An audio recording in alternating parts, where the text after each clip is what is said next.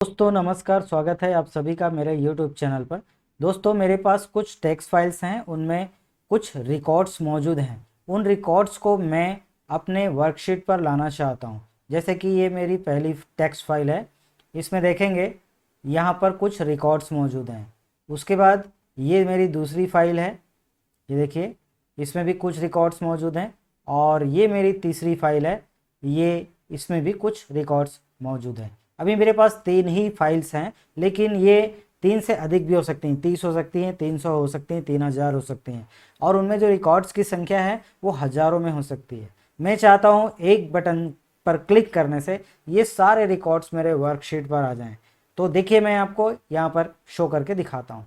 यहाँ पर मैं इस बटन में क्लिक करूँगा, मुझे उन तीनों फाइलों को सेलेक्ट करनी है, या आपके पास अधिक फाइल्स हैं तो उनको भी एक साथ सेलेक्ट कर सकते हैं। और जैसे ही मैं यहाँ पर ओपन बटन को क्लिक करूँगा, आप देखेंगे कि उनमें जो रिकॉर्ड्स हैं वो सारे रिकॉर्ड्स यहाँ पर एक क्लिक के माध्यम से आपके वर्कशीट पर आ जाते हैं।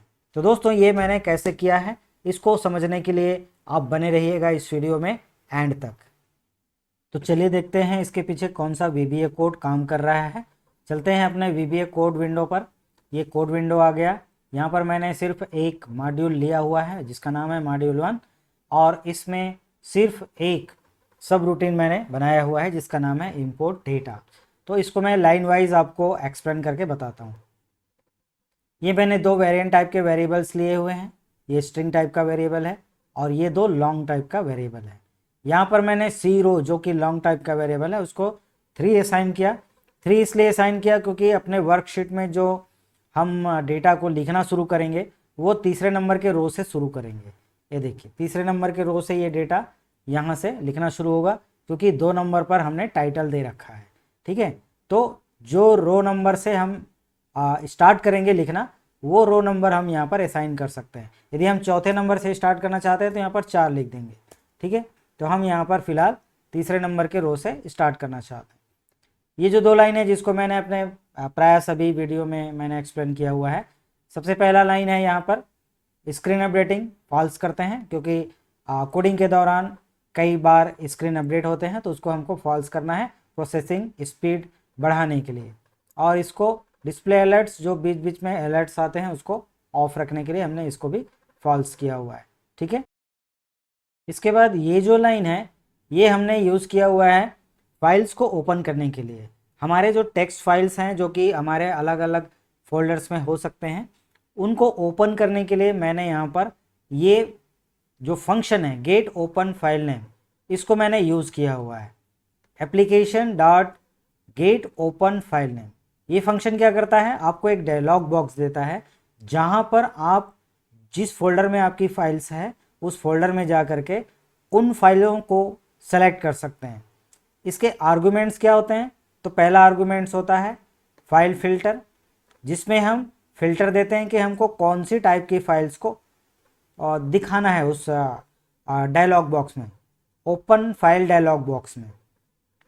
तो हमको सिर्फ टेक्स्ट फाइल्स को ही शो करनी है, तो ये हमारा सिंटैक्स रहेगा।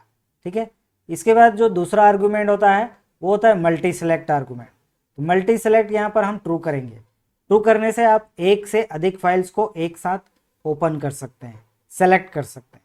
ठीक है, और उसके बाद जो तीसरा आर्गुमेंट है हमारा वो है टाइटल आर्गुमेंट। ये टाइटल आर्गुमेंट क्या करता है कि आपके डायलॉग बॉक्स में एक टाइटल शो करता है, तो जो भी टाइटल, जो सुटेबल टाइटल होगा आपके लिए वो यहाँ पर आपको लिखना है।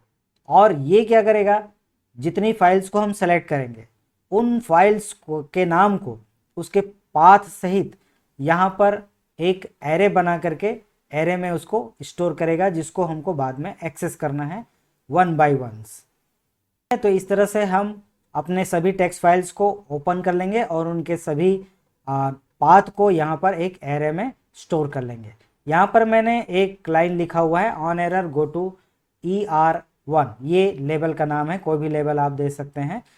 तो जब भी हम कैंसिल करते हैं डायलॉग बॉक्स को तो एक एरर जनरेट होता है, उस एरर को हैंडल करने के लिए मैंने ये लाइन लिखा हुआ है कि जैसे ही एरर होता है तो कंट्रोल यहाँ पर जो हमारा, ये देखिए यहाँ पर मैंने एक लेबल दिया हुआ है, यहाँ पर जंप हो जाएगा। ठीक है, तो एरर से बचने के लिए ये लाइन मैंने लिखा हुआ है। उसके बाद जब हम फाइल्स को सेलेक्ट कर लेते हैं, ठीक है, तो वो सारी फाइल्स यहाँ पर मैंने बताया कि एक एरे में आ जाता है जिसका नाम है टेक्स्ट फाइल्स। इस एरे के एलिमेंट्स को हम वन बाय वन एक्सेस करते हैं, तो उसके लिए मैंने यूज़ किया हुआ है फॉर ईच लूप। एक लूप है जिसमें हम क्या यूज़ कर सकते हैं कि जितने भी जैसे एरे है, एरे के सारे एलिमेंट्स को वन बाय वन हम किसी एक वेरिएबल में यूज़ कर सकते हैं। तो मैंने यहाँ पर वेरिएबल लिया हुआ है txt फाइल, ठीक है, और ये जो है हमारा एक एरे टाइप का फाइल, उसके एक एक एलिमेंट को यहाँ पर मैंने एक्सेस करनी है।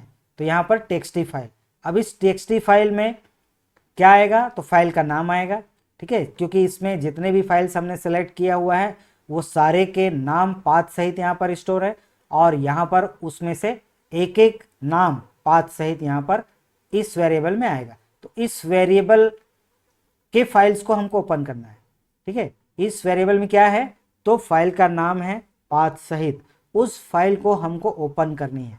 वो टेक्स्ट फाइल है, तो टेक्स्ट फाइल को कैसे ओपन करते हैं, उसके लिए कमांड है ओपन कमांड, और यहाँ पर टेक्स्ट फाइल का नाम, और उसके बाद एक फॉर कीवर्ड है, उसके बाद एक इनपुट। ये इनपुट हम कब लिखेंगे, जब हम किसी टेक्स्ट फाइल को रीड करना चाहते हैं, ठीक है। टेक्स्ट फाइल राइट करने के लिए, बनाने के लिए, नया बनाने के लिए अलग कमांड है, लेकिन जब हम बनी हुई टेक्स्ट फाइल को रीड करना चाहते हैं, उसके डाटा को रीड करना चाहते हैं, उसके लिए कमांड होता है इनपुट कमांड। तो यहाँ पर लिखेंगे इनपुट, उसके बाद एक एज कीवर्ड लगेगा, और एज के बाद एक फाइल का नंबर हमको देना पड़ेगा हैज सिंबल के साथ। यहाँ पर देखिए मैंने हैज सिंबल लिया हुआ है, और यहाँ पर एक इंटीजर नंबर दिया हुआ है। ये नंबर कुछ भी हो सकता है, 2 हो सकता है, 3 हो सकता है, तो मैंने यहाँ पर 1 लिखा हुआ है, ठीक है। तो इस नंबर पे ये जो टेक्स्ट फाइल है हमारी ओपन हो जाएगी, जिसको हम आगे चल के एक्सेस करेंगे। तो ये हमने इस लाइन से अपनी फाइल को ओपन कर लिया, टेक्स्ट फाइल को रीड करने के लिए।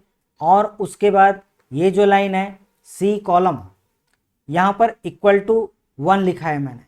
1 असाइन इसलिए किया हुआ है क्योंकि हमको कॉलम जहाँ से स्टार्ट करना है, अपने वर्कशीट में हम देखते हैं कहाँ से स्टार्ट करना है कॉलम को, तो फर्स्ट कॉलम हमारा ए कॉलम से स्टार्ट हो रहा है, यानी कॉलम का जो नंबर है वो 1 से स्टार्ट हो रहा है, इसलिए यहाँ पर मैंने 1 लिखा हुआ है, ठीक है।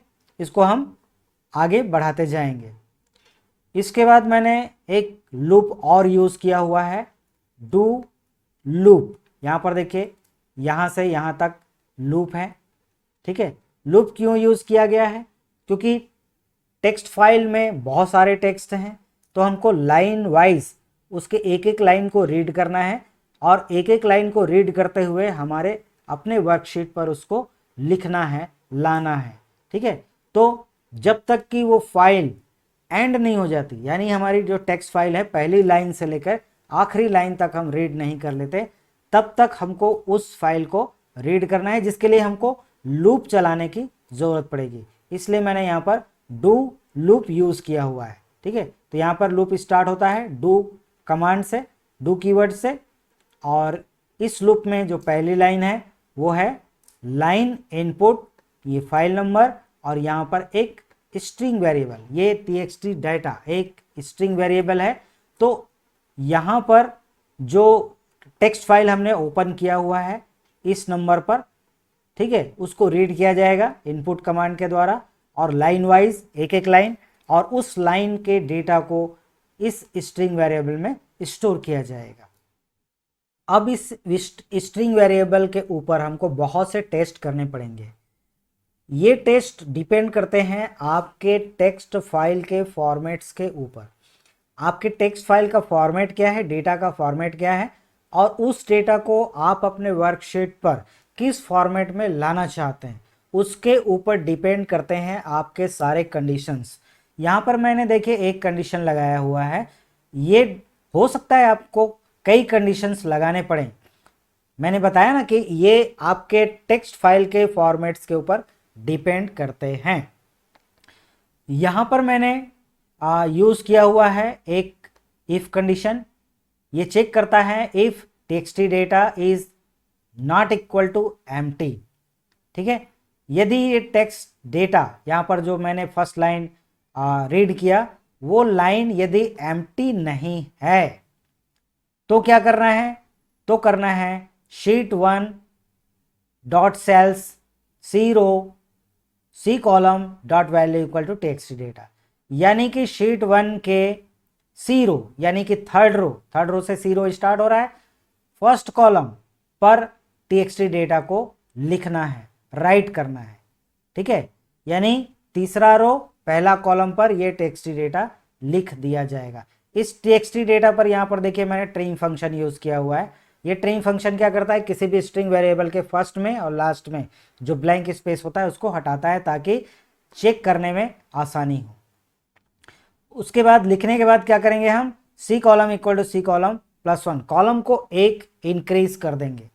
ठीक है, और उसके बाद यहाँ पर देखिए एल्स, यदि ये डेटा यहाँ पर जो लाइन हम रीड कर रहे हैं वो लाइन यदि एम्प्टी होता है, यदि खाली होता है तो क्या करना है, तो हमको अपने वर्कशीट में लाइन को चेंज करना है, रो को चेंज करना है। क्यों चेंज करना है, तो मैं आपको यहाँ पर अपने टेक्स्ट फाइल के फॉर्मेट्स को दिखाता हूँ, डेटा फॉर्मेट्स को दिखाता हूँ।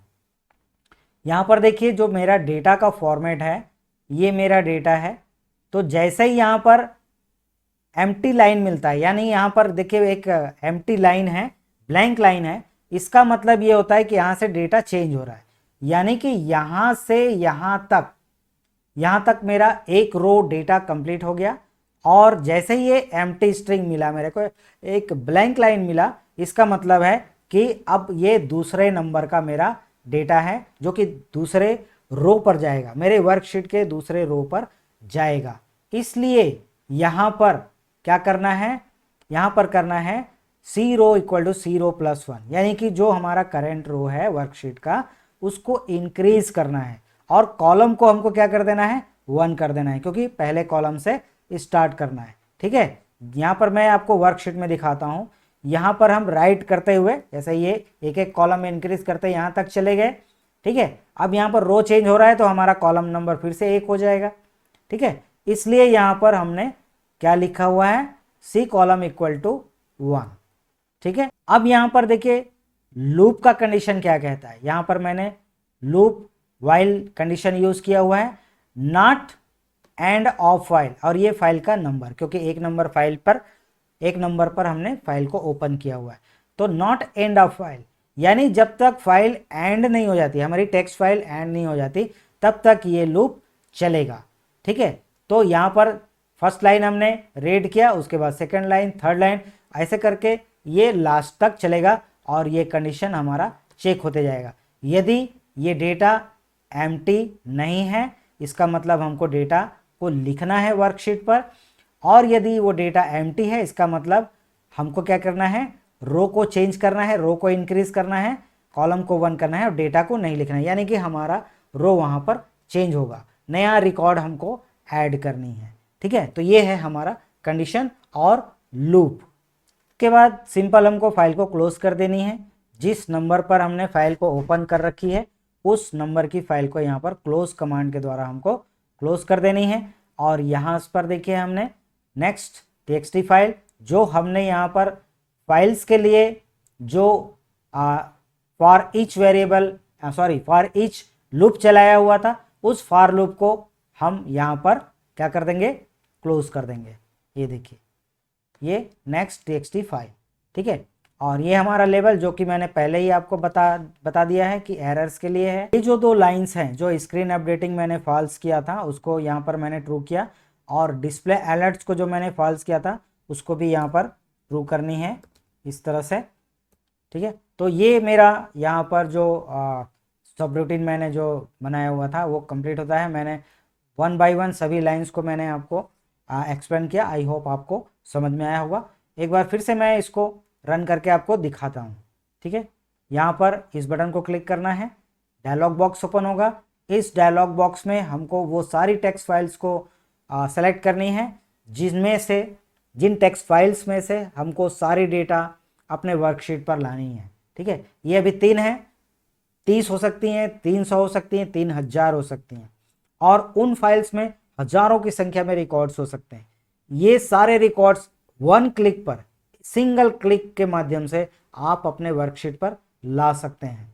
ठीक है, और यहाँ पर मैं ओपन बटन क्लिक करता हूँ। ये देखिए यहाँ पर सारे डेटा, तीनों फाइल्स के सारे डेटा यहाँ पर मेरे वर्कशीट पर आ चुके हैं।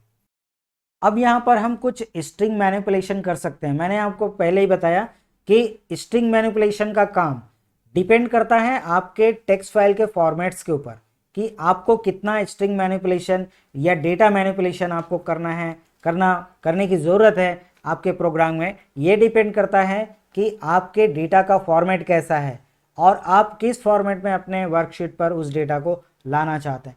फॉर एग्जांपल मैं अपने डेटा पे आपको बताता हूँ, जैसे कि यहाँ पर ये जो एम्प्लॉय नंबर है उसके पहले एक हैज़ का सिंबल लगा हुआ है, मैं ये सिंबल नहीं चाहता। और दूसरा यहाँ पर देखिए ये वाला जो कॉलम है, बेसिक सैलरी वाला कॉलम है, इसमें जो RS डॉट लगा हुआ है, ये RS डॉट मैं नहीं चाहता, मैं इसको हटाना चाहता हूँ। तो इसके लिए मैं क्या करूँगा, इसके लिए मैं अपने कोडिंग पर कुछ डेटा मैनिपुलेशन करूँगा। डेटा मैनिपुलेशन के लिए मैं कोडिंग करूँगा। क्या कोडिंग है मैं यहाँ पर आपको दिखाता हूँ।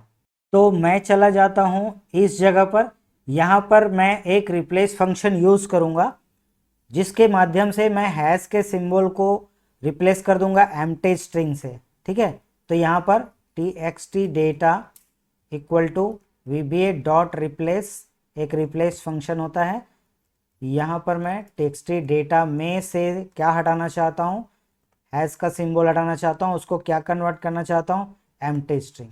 ठीक है, उसके बाद मैं एक और स्ट्रिंग हटाना चाहता हूँ RS डॉट, और उसको क्या करना चाहता हूँ, उसको भी मैं एक एम्प्टी स्ट्रिंग में कन्वर्ट करना चाहता हूँ। और यहाँ पर मेरे को दो रिप्लेस फंक्शन यूज़ करना पड़ेगा, तो यहाँ पे मैं इसको कॉपी पेस्ट कर देता हूँ। ठीक है, ये लाइन मैं ऐड कर देता हूँ। इस लाइन को ऐड करने के बाद मैं आपको दिखाता हूँ कि उस डेटा में से हैश का सिंबल और RS डॉट स्ट्रिंग कैसे हट जाते हैं। तो चलिए एक बार फिर से मैं आपको रन करके दिखाता हूँ प्रोग्राम को। इसको मैं क्लियर कर देता हूँ ताकि आपको नया डेटा देखने को मिले। और यहाँ से मैं इस बटन को क्लिक करता हूँ और अपनी तीनों फाइल्स को यहाँ से मैं सेलेक्ट कर लेता हूँ। और जैसे ही मैं यहाँ पर ओपन करूँगा, यहाँ पर देखिए ये डेटा फिर से इंपोर्ट कर लिए गए हैं। और इस डेटा में देखिए यहाँ पे फर्स्ट कॉलम में देखिए हैश का सिंबल नहीं है और ये लास्ट कॉलम में RS डॉट स्ट्रिंग नहीं है। तो इस तरह से डेटा मैनिपुलेशन का काम होता है। और वो डेटा मैनिपुलेशन का काम डिपेंड करता है आपके टेक्स्ट फाइल के फॉर्मेट्स के ऊपर, किस फॉर्मेट में आपका टेक्स्ट फाइल है और किस फॉर्मेट में आप अपने उस डेटा को वर्कशीट पे लाना चाहते हैं। ओके फ्रेंड्स, ये था कि हम कैसे VBA कोड के माध्यम से टेक्स्ट फाइल से डेटा को इंपोर्ट कर सकते हैं अपने वर्कशीट पर। आई होप ये प्रोग्राम आपको समझ में आया होगा और आपको अच्छा लगा होगा। यदि अच्छा लगा तो ज़्यादा से ज़्यादा लाइक कीजिएगा, शेयर कीजिएगा, कमेंट कीजिएगा। चैनल पर यदि नए हैं तो चैनल को सब्सक्राइब कर लीजिएगा, बेल आइकॉन को प्रेस कर लीजिएगा। और मिलते हैं इसी तरह के किसी नए वीडियो पर। तब तक के लिए bye bye. Thanks for watching. Thank you very much.